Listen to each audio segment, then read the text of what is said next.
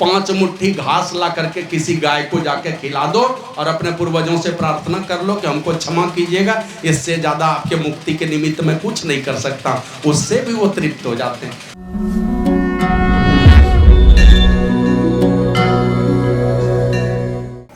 आवागमन, ये संस्कृति का अंत करता है साधु संत। और ये साधु संत मिलते कब हैं?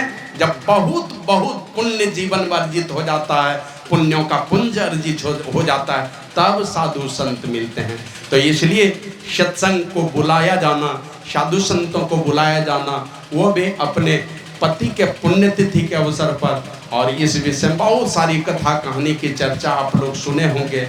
यूँ तो ये है बड़ी ही दुख का दिन, लेकिन परमात्मा ने शक्ति सबके अंदर में दी है। शरीर भाव में अगर माना जाए, कोई बेटा है, कोई बेटी है, कोई माँ है, कोई बाप है, कोई नारी है और पुरुष है, अलग अलग है शरीर रूप में अगर देखा जाए। और जीव भाव में अगर देखा जाए तो ये जीवात्मा न नर है न पुरुष है, दोनों एक ही है। तो भी नारी रूप में आकर के, पुरुष रूप में आकर के एक से एक लोग इस संसार में आए, जिन्होंने विकट परिस्थिति में बहुत धैर्य और बहुत संयम से काम लिया। आप लोग जानते थे महाराजा पांडु को 2 पत्नी थी, एक कुंती और दूसरी माद्री। राजा पांडु की जब मृत्यु हो गई तो माद्री सती हो गई। एक बेटा था उनका, माद्री हो गई सती, चली गई बेटे को छोड़ करके। कुंती बोली कि नहीं, मैं सती नहीं होने वाली, मैं तो रहूंगी इसी दुनिया में। हमें 5 बेटे को अपना बेटे का हक दिलाना है, मुझे रहना है। और इसी संसार में रह करके उन्होंने दुख झेला, बहुत कष्ट झेला और अंतिम में 5 बेटे को राजपाट दिलवा दिया। तो विकट परिस्थिति में वनवास झेला है, आप लोग जानते हैं ये सारी कथा। तो विकट परिस्थिति में भी परमात्मा का भरोसा रख करके अपने बाल बच्चे के खातिर, अपने पति के शुभ गति के खातिर संसार के झंझटों को झेलना, ये शायद किसी के अंदर में बहुत परमात्मा के भक्ति का बल ही होता है, सहारा होता है, तभी वो ऐसा कर सकता है। तो पति के पुण्यतिथि पर ये सत्संग का आयोजन होना, निश्चित रूप से हमने बहुत बार चर्चा की है। हमारे यहाँ जन्म से लेकर के मृत्यु पर्यंत 16 संस्कार होते हैं। इन 16 संस्कारों में अब 2 बचे, 16 संस्कारों में मात्र 2, एक शादी वाला, एक श्राद्ध वाला, यही 2 बचा। ये भी किसी तरह, शादी का तो ऐसा मुहूर्त भी नहीं देखना, बस जैसे मर्जी हो जा करके कर लो। लेकिन वो भी श्राद्ध वाला भी अब तो देखिएगा वो दिन बहुत दूर नहीं है। एक बार हमने चर्चा की थी, विदेश में 2 भाई रहते थे, दोनों इंजीनियर थे, पिताजी फौज में थे। पिताजी दुनिया से, ये माताजी का देहांत हो गया, तो दोनों बेटे को संदेश आ गया। एक बेटा वहां से आया तो पूछा भैया क्यों नहीं आए, क्या बात है? भैया नहीं आया, तुम ही आए। तो कहा भैया ने कहा है माँ का देहांत हुआ है, तुम चले जाओ, जब पिताजी का देहांत होगा तो मैं चला जाऊंगा। दोनों रहते थे अमेरिका में, माँ मरी तो तुम चले जाओ, पिताजी मरेंगे तो मैं चला जाऊंगा। जैसे सुना पिताजी ने, रिटायर्ड फौजी थे, अपने छोटे बेटे को कहा कि अभी भैया को फोन करो और उनको बोले एकदम पहली फ्लाइट से यहाँ आए, ये पिताजी का हुक्म है, नहीं तो बड़ी अनहोनी हो जाएगी, फोन करो। फोन किया तो पहली फ्लाइट से बड़ा बेटा भी आया। अब दोनों बेटा आया, जैसे ही घर में अपने कमरे में गए, एक पत्र लिखा और लिख दिया कि अब पिताजी के श्राद्ध में आने के झंझट से मैं तुमको मुक्त कर रहा हूँ। और अंदर चिट्ठी लिख दिया और रख दिया बिस्तर पर, अपने ही कनपट्टी में रिवाल्वर की सारी गोलियां उतार ली, भीतर में मर गया। और यही लिखा था माँ बाप दोनों का श्राद्ध कर लो, अब दोहरा कर आने की आवश्यकता नहीं है। दिन आ रहा है उसी तरह का, सब कहीं ऑनलाइन इस तरह की बातें नहीं होने लगे, सब इसी तरह चल रहा है। लोगों को फुर्सत नहीं है। ये 16 संस्कार जो बनाए गए, 1-2 संस्कार किसी तरह निभाते नहीं तो कौन निभाता है? ये जो काम है अपने पूर्वजों का कर्जा है। शास्त्र को पढ़ेंगे तो क्या कहते हैं, मातृ ऋण है, पितृ ऋण है, अपने पूर्वजों का ऋण है, गुरु का ऋण है, देवताओं का ऋण है। सारे ऋण को चुकाने के लिए मनुष्य का शरीर मिलता है, हम उसको टाल नहीं सकते। इतने बड़े महापुरुष गुरु महाराज हुए, क्या वो मुहूर्त का नहीं रखते थे ख्याल? वो रखते थे मुहूर्त का ख्याल, दिशा का ख्याल नहीं रखते थे कि आज फलाना दिन है, इस दिशा में यात्रा नहीं करनी चाहिए। जब उतने बड़े महापुरुष इन सारे चीज़ों का ख्याल रखते थे, हम उसको नकार सकते हैं क्या? नहीं नकार सकते हैं। तो उसी प्रकार ये पुण्यतिथि का जो सत्संग है, आप हमने बताया था कि जब कोई आदमी इस दुनिया से जाने लगता है, जाते समय कोई साधु संत उसको देख ले, दुनिया से विदा होने के समय उसकी सदगति हो जाती है। अगर नहीं जाते समय देख सका, शव यात्रा निकली, लाश को लेकर के चला जा रहा है, उस समय भी कोई साधु संत की दृष्टि अगर उस पर पड़ जाए तो उस मृतात्मा की सदगति हो जाती। फिर उसमें भी अगर नहीं देख पाया तो जलती हुई लाश कहीं जल रही है, धुआं उठ रहा है, और कोई साधु उस जलते हुए धुएं को भी देख लेगा, उससे भी उस मृतात्मा की सदगति होती है। वो भी नहीं देख पाया तो श्राद्ध कर्म में आकर के हाजिर हो गया कोई साधु संत, तो आप चाहे जितना तरह का कर्म कांड में उपासना विधि जो जानते हैं करवा लीजिए, अगर ये कोई साधु आ गए तो उस स्थिति में भी उस मृतात्मा की सदगति का द्वार खुल जाता है। और अंततः उसमें भी अगर नहीं आया, नहीं आ सका, तो का पुण्यतिथि में भी अगर कोई साधु संत आए, चरित्रवान पुरुष आए, और वो आकर के जब कथा कहानी की चर्चा करते, इससे भी उसकी सदगति होती है। इसी प्रकार का आशा भरोसा लेकर के घर में बाल बच्चे जो कोई भी होते हैं अपने पूर्वजों के निमित्त इस प्रकार का शुभ कर्म करते हैं। और एक भी पूर्वज के निमित्त अगर आपने किया ये काम, जैसे आप देखते हैं घर में एक आदमी कमाता है, अकेले खाते हैं क्या? एक के कमाने पर 4-5 का पेट भरता है। एक एक आदमी तो ऐसा है कि 10-10 का पेट भरता है। और पहले एक समय था 20-20 लोगों का, एक ही कमाई पर 20-20 लोगों का पेट भरता था, ऐसा परिवार होता था। तो एक के कमाई पर इतने लोगों का पेट चलता है, और एक के कमाई पर एक आदमी 5 लाख कहीं जाकर के हार गया जुआ में, तो घर के और लोगों का क्या हाल होगा? सबके जीवन में दुख आएगा। मतलब बढ़िया कपड़ा पहनता था तो बढ़िया कपड़ा नहीं पहन सकेगा, मालिक हारा, बेटा हार गया 5 लाख 10 लाख कहीं जाकर के जुए में हार गया, तो घर के सब लोगों की स्थिति परिस्थिति खराब होती है। उसी प्रकार एक पूर्वज के निमित्त अगर इस प्रकार का कर्म होता है, सारे पूर्वज गदगद हो जाते हैं। जितने पूर्वज हैं हमारे, जहाँ जिस जगह पड़े हुए हैं, जिस स्थिति में पड़े हुए हैं, सब की सदगति होती है। और शास्त्र तो इस तरह की बात बतलाता है, अगर ये जो क्या कहते हैं पुण्यतिथि पर सत्संग का आयोजन करते हैं, अरे नहीं करते हैं, पूर्वजों को मुक्ति के निमित्त कुछ भी नहीं कर पाते ना, एक जगह तो लिखा नहीं कुछ सकते हो, 5 मुट्ठी घास ला करके किसी गाय को जाके खिला दो और अपने पूर्वजों से प्रार्थना कर लो कि हमको क्षमा कीजिएगा, इससे ज़्यादा आपके मुक्ति के निमित्त मैं कुछ नहीं कर सकता। उससे भी वो तृप्त हो जाते हैं। चलो मेरे लिए नहीं किया, गौ माता के लिए किया, इस तरह की बातें। लेकिन दुनिया में जब किसी संतों का आना होता है, साधु पुरुष जब उनके पुण्यतिथि पर आते हैं और उनके निमित्त किसी शुभ कर्म का आयोजन होता है, ये महान सुख देने वाला होता है। और आपने सुना होगा कि यमराज की उपस्थिति में आते हैं सप्तऋषि और उनके सारे पूर्वजों को बुला करके सम्मानित किया जाता है जब इस तरह की बात होती है। एक महात्मा हुए अपने देश में, संत एकनाथ जी महाराज, दक्षिणी भारत में। हुआ क्या, वो उनके पिताजी की मृत्यु हो गई, पिताजी चले गए दुनिया से, और श्राद्ध का भोज करना है उनको, घी का पकवान बना, शुद्ध घी का।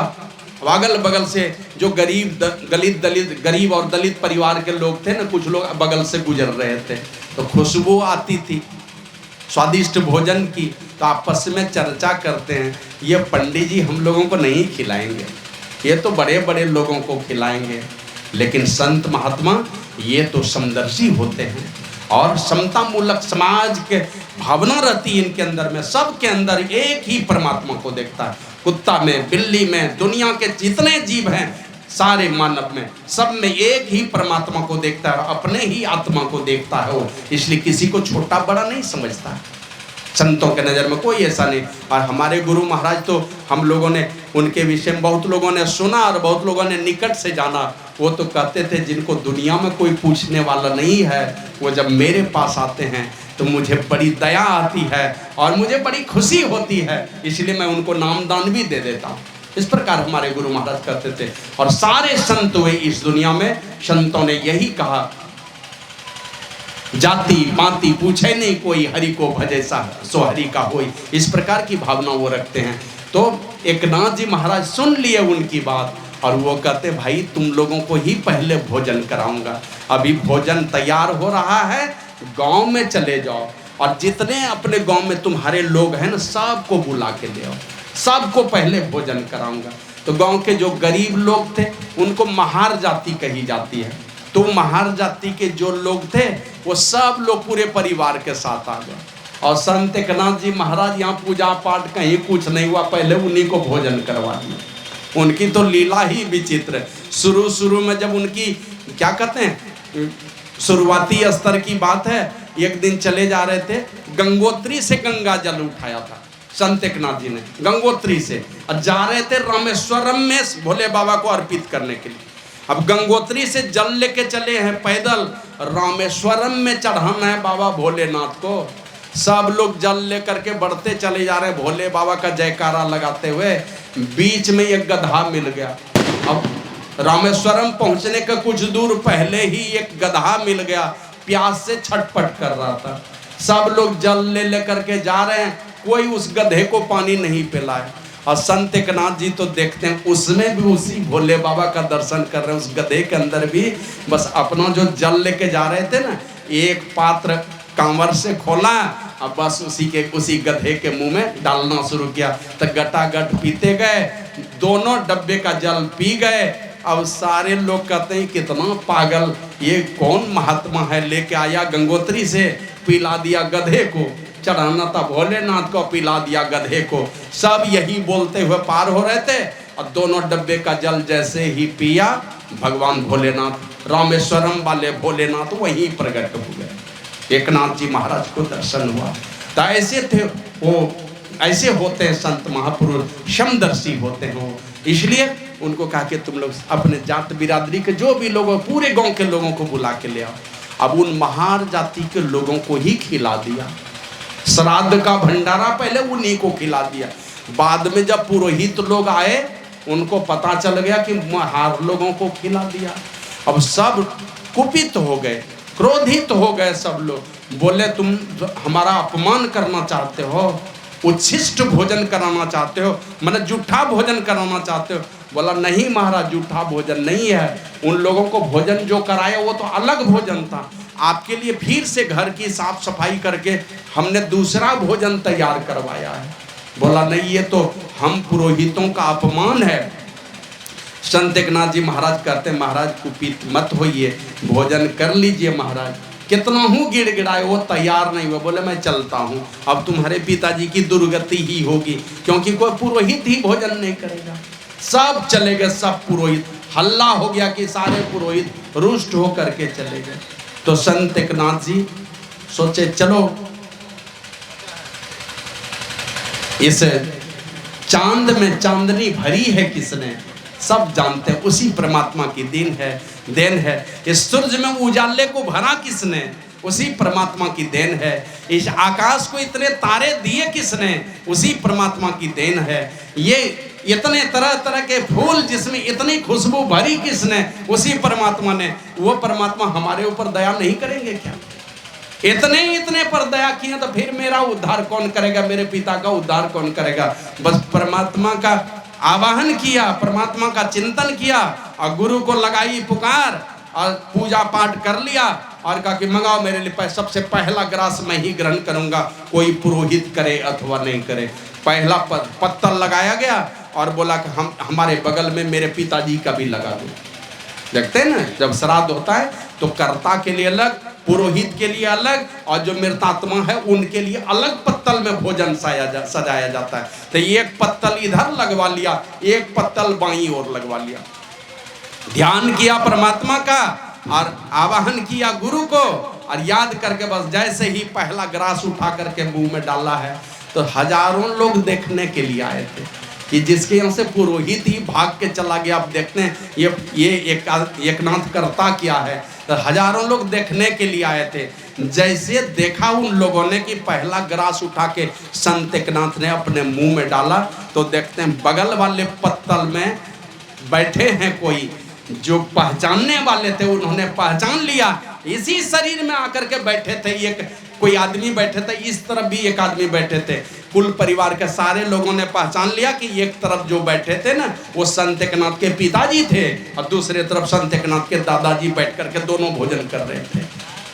माने संत एकनाथ का भोजन, एक भक्त का भोजन हो रहा था, तो बगल में उनके जो मृत पिता जो चले गए थे शरीर छोड़ करके, वो सशरीर आकर के भोजन कर रहे थे और बाईं ओर उनके दादाजी भोजन कर रहे थे।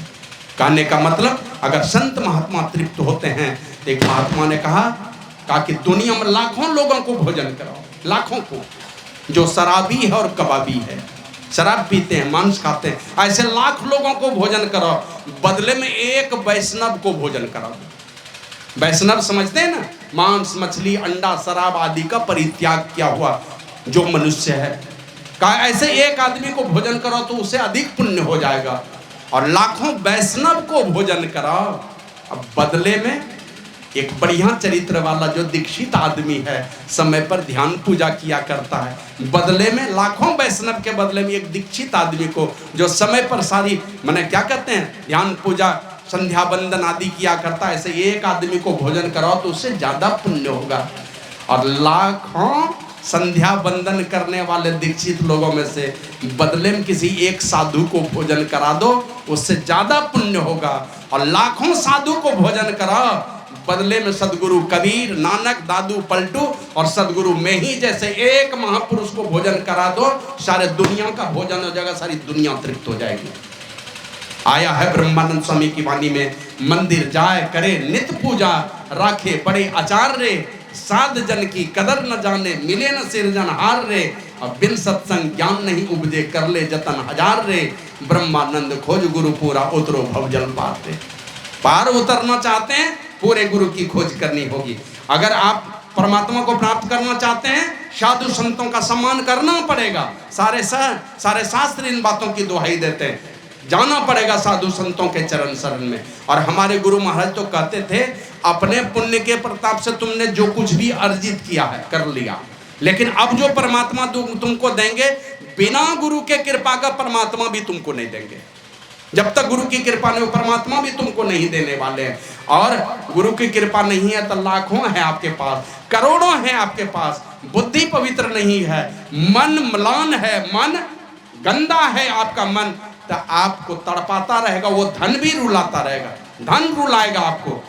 कोई क्रिमिनल आदमी है, वो कुछ भी गलती सही कर लेता, रहता है एसी कमरे में, एसी कमरे में रहेगा, लेकिन भय उसको सताता रहेगा, सो नहीं पाएगा, नींद ही नहीं आएगी उसको। इसलिए परमात्मा अगर कुछ देंगे तो जब तक गुरु की कृपा नहीं होगी, परमात्मा भी कुछ नहीं देंगे। तो ये इसलिए ये बड़ा ही नेकी का काम है कि पुण्यतिथि पर ये सत्संग का आयोजन कराना। और किसी भी मंदिर में चले जाइए, कोई देवता के पास, कोई भगवान के पास चले जाइए, एक भी भगवान कभी ये नहीं कहने वाला, अरे बहन तुम जो ये गंदा गंदा गाली देते हो मत दिया करो, ये ठीक नहीं है। अरे भाई मेरे बेटे, ये जो तुम शराब पीते हो ये गलत काम है, मत करो। कोई देवी देवता नहीं बोलेगा, कितना हूँ बड़ा भक्त है कभी नहीं कहेगा। अगर ये कहना होता तो भोले बाबा तो पहले रावण को ही समझा देते। दक्षिणा में लेके गए ना, कहीं दे दीजिए यही वाला सोने की लंका ही दे दीजिए, दक्षिणा में मांग लिया, दे भी दिए, गर्दन काट काट करके चढ़ा देते थे। लेकिन कोई भगवान ने उनको नहीं कहा था कि तुम जो है ये उल्टा पुल्टा जो करते ये सब छोड़ दो। हाँ, जरूरत पड़ी, सप्तऋषि आए थे उनके यहाँ, तो वो लंकेश दिखा रहा था, ये देखो ये विज्ञानशाला है, यहाँ रोज तपस्या करते हैं, नए नए शास्त्र का क्या कहते हैं, नया नया अस्त्र शस्त्र का खोज करते हैं लोग। ले गया, यहाँ पाकशाला है, बढ़िया बढ़िया भोजन बनता है, तो दिखाया लंकेश ने जा करके, ये नृत्यशाला है, संगीतशाला है, विज्ञानशाला है, ये सब दिखाते थे। तो उसी बीच में एक सप्तऋषि ने कहा, ए लंकेश, ये सारी व्यवस्था जल करके खाक हो जाएगी, भस्मीभूत हो जाएगी सारी व्यवस्था। तो रावण गुस्सा गया कि बनाया हमने इतना बढ़िया, ये जिसको लंगोटी नहीं है, बढ़िया फटा हुआ लंगोटी पहन करके आया है मेरे द्वार में, और कहता है ये लंका की सारी व्यवस्था ध्वस्त हो जाएगी, जल के भस्म हो जाएगी। तो इसी बीच में दूसरे सप्तऋषि को लगा कि नहीं, बात संभालना चाहिए, ये राजा है, साधारण बात कह देंगे तो दुख हो जाएगा। तो दूसरे ऋषि कहते हैं, ए लंकेश, एक व्यवस्था और कर लो। का वो क्या?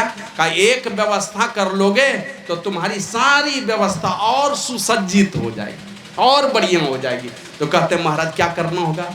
कहा कि एक चरित्रशाला का निर्माण कर लो। नहीं बोला कि तुम्हारा चरित्र गड़बड़ है, बोला वही बात, लेकिन बोला थोड़ा घुमा करके।